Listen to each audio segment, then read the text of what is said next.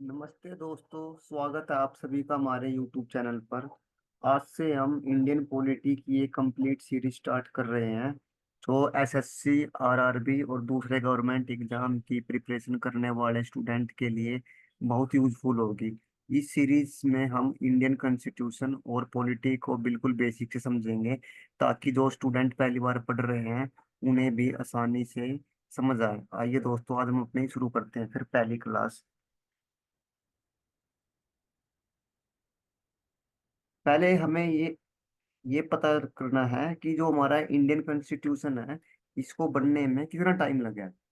अगर इस पेपर में सवाल आ जाए तो आपको याद रखना है, इंडियन इंडियन कॉन्स्टिट्यूशन को बनने में करीब 2 साल 11 महीने और 18 दिन का समय लगा है। ठीक है, याद रह जाएगा ना तना कि बनने कॉन्स्टिट्यूशन को बनने में 2 साल 11 महीने 18 दिन। और जिसके थ्रू हमें आइडिया आया कॉन्स्टिट्यूशन बनाने का, उसको हम बोलते हैं कैबिनेट मिशन प्लान, जो कि 1946 में आया। ठीक है, ये भी याद रखना है। अब हमें याद रखना है कि कितने सेशन हुए कॉन्स्टिट्यूशन। कॉन्स्टिट्यूशन असेंबली के 11 सेशन लगे।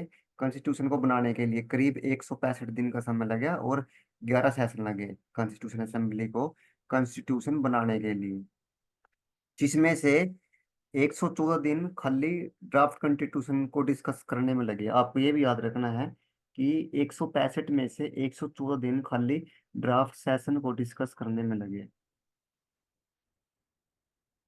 और जो फर्स्ट मीटिंग थी कॉन्स्टिट्यूशन बनाने के लिए, वो हेल्ड हुई थी 9 दिसंबर 1946 में। याद रखना आपको, जो फर्स्ट मीटिंग बैठी थी वो थी हमारी 9 दिसंबर 1946। और जो इसके हमने मेंबर थे, वो उनको हम इनडायरेक्ट इलेक्शन के थ्रू लेके आए थे, जिनको लेजिस्लेटिव असेंबली ने चूज किया था। ये भी आपको याद रखना है। और टोटल मेंबर थे वो 389 थे, इंडिया और पाकिस्तान को मिला के। क्योंकि उस टाइम, जिस टाइम हमारा कॉन्स्टिट्यूशन बनने का ये कैबिनेट मिशन प्लान आया, उस टाइम इंडिया और पाकिस्तान एक ही था। अलग तो बाद में हुआ, लेकिन हमें याद रखना है कि जो टोटल मेंबर थे वो 389 थे, जब इंडिया और पाकिस्तान एक था। और पार्टीशन के बाद ये मेंबर 299 रह गए खाली, क्योंकि जो 90 थे वो पाकिस्तान के थे, वो चले गए। उनका हमसे कोई लेना देना नहीं। बाकी अगर आ जाए तो याद रखना है आपको, टोटल 389 थे, और पार्टीशन के बाद 299 रह गए, मतलब 90 पाकिस्तान के थे। ये याद रखना है आपको। और जो ये हमारे डॉक्टर सचिनंद सिन्हा हैं, ये टेम्परेरी प्रेसिडेंट बने थे 1 दिन के लिए। ये भी आपको याद रखना है कि जो डॉक्टर सचिनंद हैं, ये टेम्परेरी प्रेसिडेंट बने थे केवल 1 दिन के लिए। और वो डेट थी 9 दिसंबर 1946। बाद में doctor Rajendra Prasad first president बने। डॉ उनका चुनाव इन्होंने करवाया था, डॉक्टर सचिदानंद के आगे ही वो चुनाव होया था।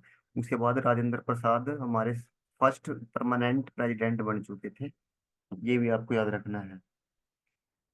और जो फर्स्ट चेयरमैन थे ड्राफ्टिंग कमेटी के, वो थे हमारे डॉक्टर भीमराव अंबेडकर जी। ये भी आपको याद रखना है। जो फर्स्ट चेयरमैन थे ड्राफ्टिंग कमेटी के, वो थे हमारे डॉक्टर भीमराव अंबेडकर जी। और जो फर्स्ट वाइस प्रेसिडेंट थे कॉन्स्टिट्यूएंट असेंबली के, वो थे H.C. मुखर्जी। H.C. मुखर्जी याद रखना है आपको, ये क्वेश्चन कई बार पूछे जा चुके हैं। और मैंने बिल्कुल सिंपल भाषा में आपके लिए मेन मेन पॉइंट का पीडीएफ बनाया है। वैसे पढ़ने के तो आप लूसेंट पढ़ सकते हो, लेकिन इतना पढ़ के क्या है, मैंने बिल्कुल बेसिक पॉइंट, बिल्कुल मेन मेन पॉइंट जहाँ से क्वेश्चन आएंगे, बिल्कुल वो पॉइंट छाटे हैं आपके लिए। आप देखो। उसके बाद उसके बाद जो B.N. राव है, ये कॉन्स्टिट्यूशनल के एडवाइजर बने। ये भी आपको याद रखना है। और जो हमारा कॉन्स्टिट्यूशन है, वो एडेप्टेड हुआ था 26 नवंबर 1949 में। ये भी आपको याद रखना है। और ये इफेक्ट में आया था 26 जनवरी 1950 को। मतलब आपको याद रखना है कि एडप्ट तो 26 नवंबर 1949 को है, लेकिन इसका यूज 26 जनवरी 1950 में किया गया। ये आपको याद रखना है। और ये मैंने इम्पोर्टेंट कॉन्स्टिट्यूशनल फैक्ट भी लिख दिए हैं, देख सकते हो आप। बिल्कुल बिल्कुल, मैंने एक एक कुछ नहीं छोड़ दिया, सारा जहाँ से क्वेश्चन आते हैं सारे A to Z सब कुछ लिख दिया है। बिल्कुल सिंपल लैंग्वेज में आप देख सकते हो। अगर किसी को ये सारी हिंदी में चाहिए तो मैं हिंदी में प्रोवाइड कर दूंगा, आप प्लीज कमेंट बॉक्स में लिख देना। आइए आपको मैं एक दो जो पॉइंट रह गए हैं वो भी बता देता हूँ। आपको एक और बात रखनी है। जो एंग्लो इंडियन होते हैं इनको रिप्रेजेंट किया था फ्रैंक एंथोनी ने, याद रखना, ये भी क्वेश्चन आ सकता है। जो एंग्लो इंडियन होते हैं इनको रिप्रेजेंट किया था फ्रैंक एंथोनी ने।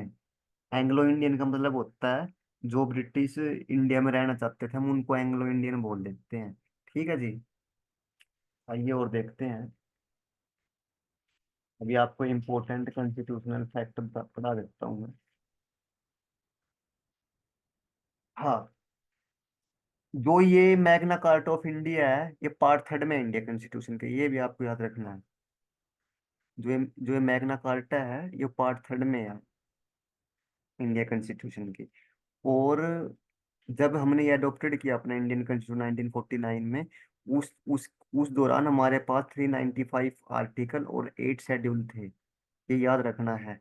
करंट में तो हमारे पास 12 शेड्यूल है, लेकिन उस टाइम 1949 में जब हमने अडोप्टेड किया था उस टाइम 395 आर्टिकल थे और 8 शेड्यूल थे। और जो इसकी डिमांड थी कॉन्स्टिट्यूएंट असेंबली की, ये सबसे पहले इंडियन नेशनल कांग्रेस ने रेज करी थी कि डिमांड इसकी, जो कि 1935 में करी गई थी। और जो प्रेम्बल का आइडिया है हमारे कॉन्स्टिट्यूशन के अंदर, ये हम यूएसए से लेके आए थे। यूएसए मतलब यूनाइटेड स्टेट ऑफ अमेरिका, ये भी आपको याद रखना है। आज की वीडियो में मैं आपको खाली बेसिक बताता हूँ, वैसे टोटल हमारी इसमें 15 से 16 क्लास लगेंगी। मैं इसमें आपको पॉलिटी बिल्कुल कंप्लीट करा दूंगा। उसके बाद आपको 500 600 क्वेश्चन का पीडीएफ भी प्रोवाइड कर दूंगा, जिससे आपकी पॉलिटी बिल्कुल स्ट्रोंग हो जाएगी। वैसे हमने एक और बात नोटिस करी है, आरआरबी और एसएससी में से पॉलिटी में से हर बार ज्यादा नहीं कहता मैं, 4 या 5 नंबर के क्वेश्चन पॉलिटिक्स में से आते हैं। अगर आपने पॉलिटी भी ढंग से पढ़ ली तो आपके जीएस का काम हो जाएगा, क्योंकि जीएस में नंबर लेना बहुत मुश्किल होता है, लेकिन आप पॉलिटी में नंबर ले सकते हो क्योंकि ये थोड़ी इजी भी है। जैसे आप आरआरबी जेई का पेपर लगा लो, ग्रुप डी का लगा लो, जो क्वेश्चन आते हैं उनमें से 5 से 6 क्वेश्चन तो अकेले पॉलिटी से पूछे जाते हैं। इस करके हमें ये पॉलिटी ध्यान से पढ़नी है। मैं आपकी 15 16 क्लास में सारी पॉलिटी कंप्लीट करा दूंगा। उसके बाद आपको कंप्लीट क्वेश्चन बैंक प्रोवाइड करा दूंगा, बिल्कुल बेसिक से लेके लास्ट तक, कि आपको पॉलिटी का क्वेश्चन एक भी गलत नहीं मिलेगा। आज तो आपको बस शुरू से मैं बेसिक बेसिक पढ़ा रहा हूँ। आइए अब एडिशनल फैक्ट और पढ़ लेते हैं। जो 10th सेशन है कॉन्स्टिट्यूंटली असेंबली का, ये 6 से 17 अक्टूबर को हेल्ड हुआ था 1949 में, ये भी हमको याद रखना है। और एक और बात, जो ओरिजिनल कॉन्स्टिट्यूशन है वो दोनों भाषा में लिखा गया था, हिंदी में भी और इंग्लिश में भी, याद रखना है आपको। दोनों भाषा में लिखा गया था, हिंदी में भी और इंग्लिश में भी। और एक और बात, जो ओरिजिनल कॉन्स्टिट्यूशन है वो लिखा था प्रेम बिहारी ने, याद रखना आपको। जो ओरिजिनल कॉन्स्टिट्यूशन लिखा था प्रेम बिहारी नारायण राजदा ने, ये आपको याद रखना है।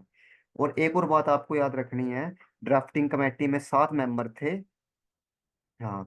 और और जो 93 मेंबर थे वो हमारे पास प्रिंसली स्टेट से थे। तो 299 मेंबर बताए थे ना मैंने आपको, उनमें से 93 थे वो प्रिंसली स्टेट से थे, वो आपको याद रखने हैं, कभी आप भूल जाओ। बस ये आपको याद रखना है, ड्राफ्टिंग कमेटी में 7 मेंबर थे। और और इससे अलग 93 मेंबर वो प्रिंसली स्टेट। अगर क्वेश्चन आ जाएगी प्रिंसली स्टेट से कितने मेंबर थे तो आपको कुछ नहीं करना, 93 मेंबर पे टिक करके आ जाना है। और थैंक यू दोस्तों, अगर आपको वीडियो पसंद आई है तो लाइक करें और हमारे लीगल लेटर चैनल को सब्सक्राइब करो। वैसे तो मैं आपको पीडीएफ डालता रहता हूँ। पहले मैं पॉलिटी कंप्लीट करूंगा, आपकी हिस्ट्री भी कंप्लीट कर दूंगा आराम आराम से, और आपकी इकोनॉमिक्स भी कर दूंगे, जियोग्राफी भी कर देंगे, कंप्लीट जीएस करवा दूंगा आपकी। उसके बाद मैं आपको एसएससी सीजीएल के लिए इंग्लिश भी करवा दूंगा, मैथ भी करवा दूंगा। और क्वेश्चनों का जो भंडार है मेरे पास बिल्कुल न्यू पैटर्न के, वो क्वेश्चन मैं ये लगा लो हफ्ते में या 4 5 दिन में आपको पीडीएफ प्रोवाइड करवाते ही रहता हूँ ऐसे भी।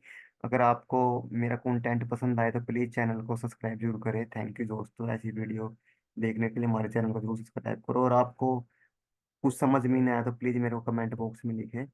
धन्यवाद।